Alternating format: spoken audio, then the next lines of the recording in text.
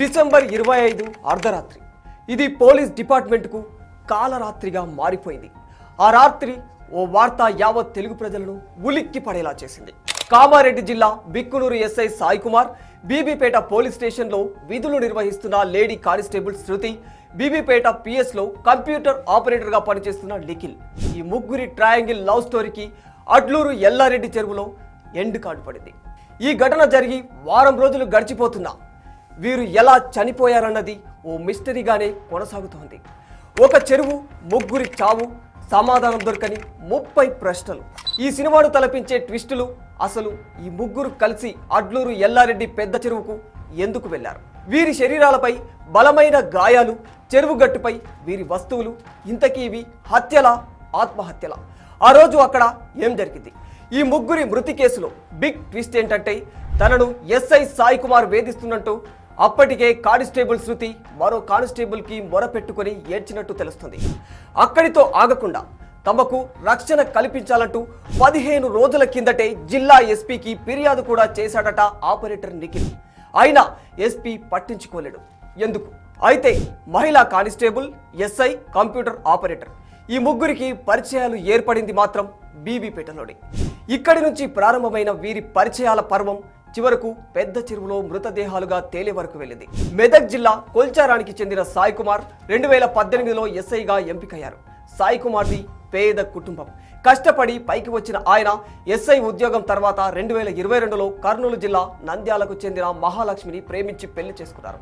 వీరిద్దరికీ 2 ఏళ్ల కుమారుడు కూడా ఉన్నాడు. మహాలక్ష్మి ప్రస్తుతం 5 నెలల గర్భవతి. ఇక గాంధారి మండలం గుల్జాల్ గ్రామానికి చెందిన కానిస్టేబుల్ శృతిది కూడా సాధారణ స్థాయి కుటుంబమే. 2014లో కానిస్టేబుల్గా ఎంపికైన ఆమె గాంధారిలో 6 ఏళ్లు, కామారెడ్డిలో 1 ఏడాది పాటు విధులు నిర్వహించింది. గతంలోనే వివాహమై విడాకులు తీసుకున్న శృతి గత 3 ఏళ్లుగా బీబీపేటలో విధులు నిర్వహిస్తోంది. సాయి కుమార్ బీబీపేట ఎస్ఐగా ఉన్న సమయంలోనే ఆమెతో పరిచయం ఏర్పడింది. ఆ తర్వాత వీరిద్దరూ చనువుగా ఉండేవారని స్థానికులు చెబుతున్నారు. ఆ తర్వాత సాయి కుమార్ బదిలీపై బిక్కునూరుకు వెళ్ళాడు. అప్పుడు బీబీపేటకు చెందిన కంప్యూటర్ ఆపరేటర్ నిఖిల్తో శృతికి పరిచయం పెరిగింది. వీరిద్దరూ వివాహం కూడా చేసుకోవాలనుకున్నారు. అలా బీబీపేట కేంద్రంగా మొదలైన వీరి పరిచయాల పర్వం చివరకు ముగ్గురి ప్రాణాలను బలి తీసుకుంది. అసలు ఆ రోజు ఏం జరిగింది? కానిస్టేబుల్ శృతి బుధవారం పొద్దున డ్యూటీ కంప్లీట్ అయిపోయిన తర్వాత తన సొంతూరు గాంధారికి వస్తున్నట్టు ఫోన్లో తల్లి విజయ్కు చెప్పింది. కొద్దిసేపటికి ఫోన్ చేస్తే తాను సగం దూరం వచ్చానని, కానీ డ్యూటీ ఉందని మళ్ళీ స్టేషన్కు రమ్మంటున్నారని తెలిపింది. మధ్యాహ్నం తర్వాత ఫోన్ చేస్తే లిఫ్ట్ కూడా చేయలేదు. ఇక ఎస్ఐ సాయి కుమార్ బుధవారం మధ్యాహ్నం 12 గంటల ప్రాంతంలో తన సొంత కారులో క్వార్టర్ నుంచి బయలుదేరారు. ఎక్కడికి వెళ్తున్నారనేది ఎవ్వరికీ చెప్పలేదు. ఆయన 4 రోజుల క్రితమే భార్య లక్ష్మిని ఇంటి దగ్గరే వదిలేసి వెళ్ళిపోయాడు. బుధవారం పొద్దున కుటుంబ సభ్యులతో ఫోన్ మాట్లాడినప్పుడు ఇంటికి కూడా వస్తానని చెప్పారు. అయితే బుధవారం ఉదయం 10 గంటలకు బీబీపేటకు చెందిన తోట నిఖిల్ ఇంటి నుంచి తన ద్విచక్ర వాహనంపై బయటకు వెళ్ళాడు. 11 గంటలకు నిఖిల్కు అతడి సోదరుడు రాజేందర్ ఫోన్ చేయగా తాను వేరే పని మీద ఉన్నానని, తర్వాత ఫోన్ చేస్తానని హడావుడిగా సమాధానమిచ్చాడు. తర్వాత ఫోన్ చేసినా స్పందించలేదు. అసలు వీళ్ళు ముగ్గురు ఎక్కడ కలుసుకున్నారు? చెరువు వద్దకు ఎందుకు వెళ్లారు? ముగ్గురికి ముగ్గురు అనుకోని కావాలనే ఆత్మహత్య చేసుకున్నారా, లేక ఈ ముగ్గురిని ఇంకెవరైనా హత్య చేశారా? అసలేం జరిగింది? ఆ రోజు 11 గంటలకు Bikkanur SI Sai Kumar toll plaza ప్రాంతంలో కారులో ప్రయాణిస్తున్న దృశ్యాలు సీసీ కెమెరాలో రికార్డ్ అయ్యాయి. ఇక శృతి బస్సులో, నిఖిల్ బైక్ పై ఎవరికి వారే వేరువేరుగా బయలుదేరారు. మధ్యాహ్నం 12 గంటలకు కామారెడ్డి మండలం నర్సన్నపల్లిలోని ఓ దాబా దగ్గర ముగ్గురు కలుసుకున్నారు. అక్కడే కలిసి భోజనం కూడా చేసినట్లు పోలీసులు చెబుతున్నారు.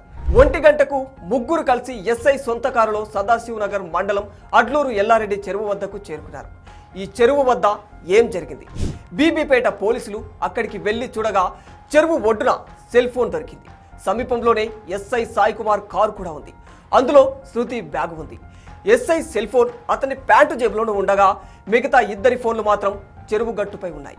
చనిపోయిన వారం రోజుల ముందు నుంచే ఈ ముగ్గురు ఫోన్లలో ఎక్కువగా మాట్లాడుకున్నారు. సాయి కుమార్ 2 ఫోన్లలో కలిపి 3 సిమ్లు వాడగా నిఖిల్ 2 ఫోన్లు వాడాడు. శృతి 1 ఫోన్ వాడింది. బుధవారం ఉదయం నుంచే ఒక్కచోటికి చేరేదాకా ఫోన్లో కంటిన్యూస్గా మాట్లాడుతూనే ఉన్నారు. జిల్లా అధికారులతో ఫోన్ కాన్ఫరెన్స్లో ఉన్న సమయంలో తప్ప మిగతా సమయమంతా ముగ్గురు మాట్లాడుతూనే ఉన్నట్టు తెలుస్తుంది. అయితే శృతి, నిఖిల్ ప్రేమ వ్యవహారంలో సాయి కుమార్ ఎందుకు తలదూర్చాడు? ఈ కథకు సూత్రధారి ఎవరు? తనకు ఇష్టం లేకుండా ఈ పెళ్లి చేసుకుంటున్నారని ఎస్ఐ సాయి కుమారే శృతి నిఖిల్లను చంపి తాను చనిపోయాడా? శృతి నిఖిల్లు కలిసి సాయి కుమార్ను చంపే క్రమంలో వీళ్ళు చనిపోయారా? లేదా గొడవ పెద్దది కావడంతో ఇద్దరి టార్చర్ భరించలేక శృతి ఆత్మహత్య చేసుకోబోతే కాపాడే క్రమంలో ముగ్గురు చనిపోయారా? ఈ ముగ్గురి మరణం వెనక నాలుగో వ్యక్తి ఉంటే అతని గురించి పోలీసులు ఎందుకు బయట పెట్టడం లేదు? ఈ మొత్తం వ్యవహారంలో ఎస్ఐ సాయి కుమార్ కు ఓ సిఐ మరో ఎస్ఐ కూడా సహకరించినట్లు తెలుస్తుంది. ఇంకా అప్పుడే ఎస్పీ స్పందించి ఉంటే ఈ ఘటన జరిగేది కాదని జనాలు కూడా ఆరోపిస్తున్నారు. ఎస్పీకి ఫిర్యాదు చేరినప్పటి నుంచి జిల్లా హెడ్ క్వార్టర్స్ లో సీసీ కెమెరాలు ఎందుకు పనిచేయడం లేదు? ఎస్ఐ సాయి కుమార్ ను పోలీస్ డిపార్ట్మెంట్ ఎందుకు వెనకేసుకొస్తుంది? అలా అంటే ఈ కథకు అసలు సూత్రధారి సాయి కుమారేనా అని కొందరు అనుమానిస్తుంటే, ఇద్దరు పోలీసుల వ్యవహారం కాబట్టి ఇది డిపార్ట్మెంట్కే మాయని మచ్చ అవుతుందని, ఈ డెత్స్ ను ఇలా మిస్టరీగా ఉంచుతుందని పోలీస్ శాఖ తీరుపై మరికొందరు విమర్శలు గుప్పుతున్నారు. ఇందులో ఏది వాస్తవం అనేది చనిపోయిన ఆ ముగ్గురికి, డిపార్ట్మెంట్కి తప్ప మరెవరికి